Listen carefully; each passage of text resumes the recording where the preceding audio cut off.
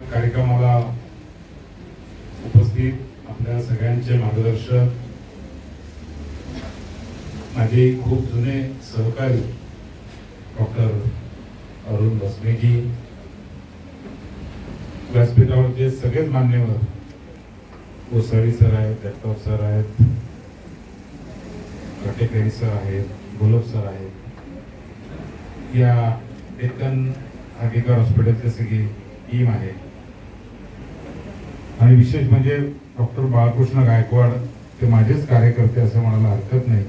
ते कोथरूडमध्ये राहतात आणि त्यांचा खूप ऍक्टिव्ह रोल केवळ यात नाही तर सगळ्याच सामाजिक कामात त्यांचा खूप ऍक्टिव्ह रोल असतो. माझे सहकारी डॉक्टर बाळकृष्ण गायकवाड. मला आता सवय झाली डॉक्टर म्हणून घ्यायची. मी मूळ खानदेशातला माणूस आहे.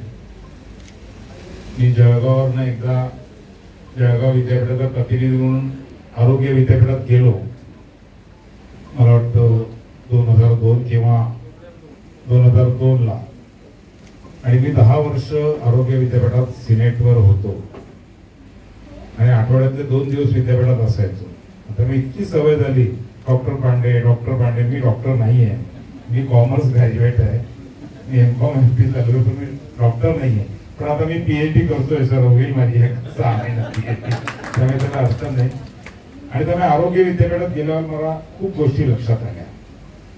माझा एक स्वभाव आहे कारण मी एका चळवळीतनं आलेला माणूस आहे आणि मी काही असं स्वस्त बसत नाही. मी जेव्हा पहिल्या सिनेटला गेलो तर डॉक्टर मृदुला फडके कुलगुरू होत्या. मी त्यांना म्हटलं का हो विद्यापीठाचे युवक महोत्सव का होत नाही? तर तेव्हा ते म्हटलं की सर ते युवक महोत्सव नको, मुलं गोंधळ करतात. आणि म्हटलं मग मुलांना कला क्षेत्रातलं स्वतःच काही दाखवायला काही व्यासपीठ कुठे आहे? जर विद्यापीठानेच नाही केलं ते कसं होणार असं मी तेव्हा म्हटलं. खूप भांडलो. मला आठवतो रश्मी सर होते सिनेटला. खूप माझा भांडण्याचा स्वभाव असल्यामुळे किती पैसे देतात? तुम्ही 30 लाख रुपये ठेवले. म्हटलं मुलांकडनं पैसे विद्यापीठाला किती मिळतात? कोट्यवधी रुपये मिळतात आणि मुलांवरती फक्त 30 लाख खर्च करतात. असं करत करत भांडलो. पण तरी काही त्या तयार होईल नको. एकही कॉलेज युवक महोत्सव घ्यायला तयार होणार नाही. मग मी हट्टी होतो. म्हटलं समजा आरोग्याचं एकही कॉलेज तयार नसेल तर आम्ही कॉमर्स कॉलेजला घेतो. मला आठवतं की आरोग्य विज्ञान विद्यापीठाचा पहिला युवक महोत्सव मी जळगावच्या MJ कॉलेजला घेतला होता. कॉमर्स कॉलेजला 1700 मुलं मुली आले होते त्यावेळेस. त्याला काय स्पंदन नाव आहे, अजूनही आहे की नाही मला माहिती नाही. तर स्पंदन नावाने आम्ही ते सुरू केलं होतं, युवा स्पंदन. 1700 मुलं. मग फडके मॅडम पण त्याला आले. मग त्यांचा विश्वास बसला.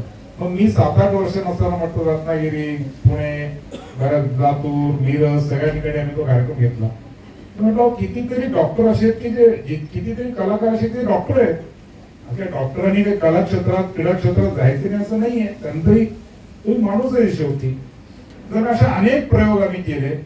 मग आम्ही होमिओपॅथी काउन्सिलची निवडणूक लढवली. डॉक्टर बाहुबली शाह म्हटले ते खरे, ते माझे या विषयातले फारच सहकारी या विषयातले. आणि बाहुबली शाह तर खूप मी त्या काळातही त्यांचं मार्गदर्शन या विषयात घेतो. रश्मी सर आहे तसं बाहुबली शाहचंही मी खूप मार्गदर्शन घ्यायचो.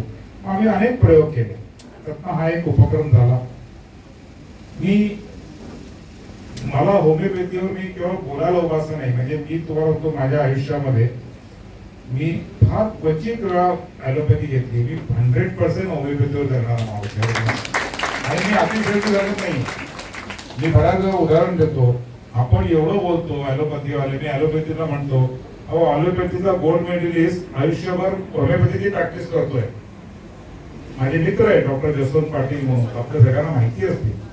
मी तर त्यांच्याकडे इम्प्रेस झालो. आणि मग आग्राने मी असताना त्यांनी होमिओपॅथीची डिग्री घेतली त्या सगळ्याच्याकडे.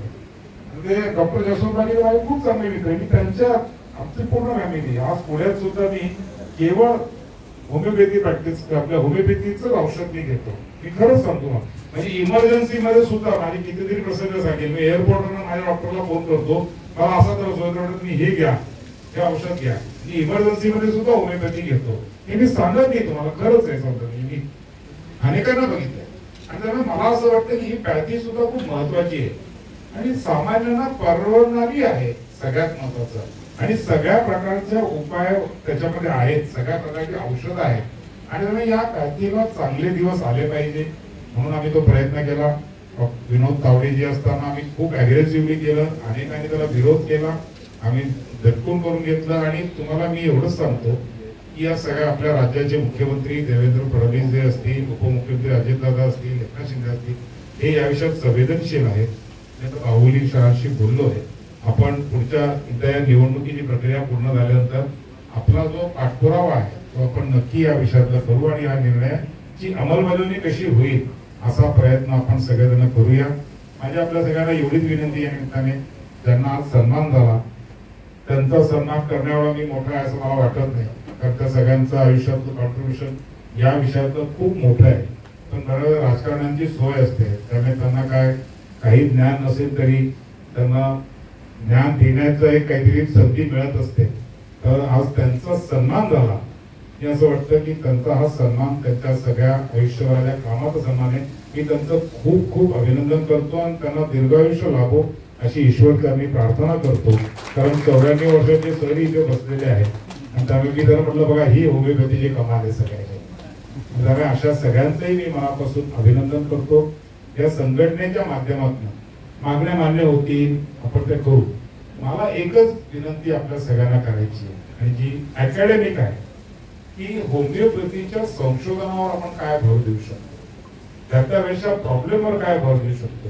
हे तुम्ही विद्यार्थी बसलेले तिथे खूप करिअर मोठं करू शकतो.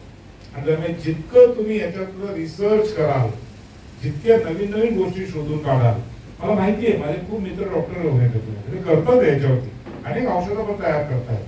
त्यामुळे मला आपल्या सगळ्यांना विनंती करी की या व्यासपीठाच्या माध्यमातून संशोधनाला कसं एक बढावा मिळेल, एक प्रमोशन मिळेल, काही प्रयत्न आपण सगळ्यांनी करावा. या सगळ्या प्रयत्नांमध्ये आमच्यासारख्यांची जी मदत लागेल, अपार्ट फ्रॉम तुमच्या मागण्या हे होणं हे तर आहे, ते केलंच पाहिजे.